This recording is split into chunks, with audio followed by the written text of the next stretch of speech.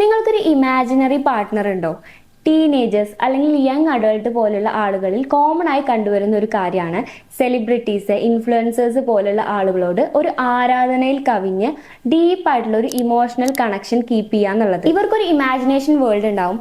അവിടെ ഈ ഒരു പെർട്ടിക്കുലർ സെലിബ്രിറ്റി ആയിരിക്കും ഇവരുടെ പാർട്ട്ണർ. ആ പാർട്ട്ണർ അവരെ സ്നേഹിക്കുന്നതായിട്ടും കെയർ ചെയ്യുന്നതായിട്ടും അതുപോലെ ഇവരെ തിരിച്ച് സ്നേഹിക്കുക, അങ്ങനെയുള്ള രീതിയിൽ ഓവർ തിങ്ക് ചെയ്ത് ഇമാജിനേഷൻ ചെയ്തുകൊണ്ട് ഇതൊരു പരിധി വരെ നോർമലാണ്.